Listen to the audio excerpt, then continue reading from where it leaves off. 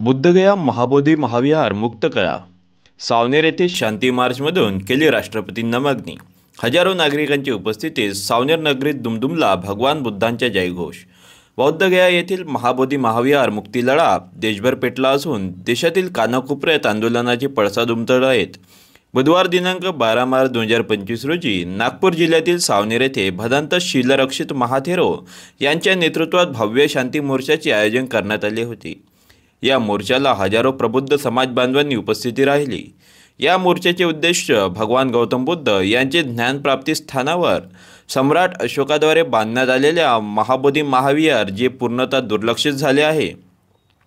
1878 साली sir Alexander Cunningham यांनी गया येथे जमीन खोदून जगाला महाबोधी महाविहार पुन्हा शोधून दिले।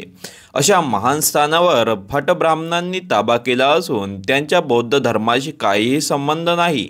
त्यामुळे बिहार सरकारने केलेला बीटी ॲक्ट 1949 रद्द करून बौद्धगया महाविहार मंदिरावरून ब्राह्मणांना हटवून हे तत्काळ खऱ्या बौद्धांच्या स्वाधीन करण्यात यावे, या उद्देशाने सदर मोर्चाचे आयोजन करण्यात आले होते।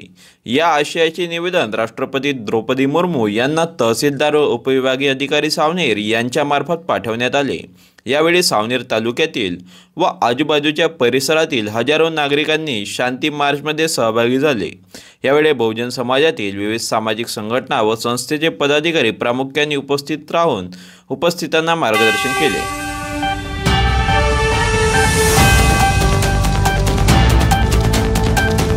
आप अगर ऐसी और भी खबरें देखना चाहते हैं तो अभी सब्सक्राइब करें सोशल भारत 24 न्यूज़।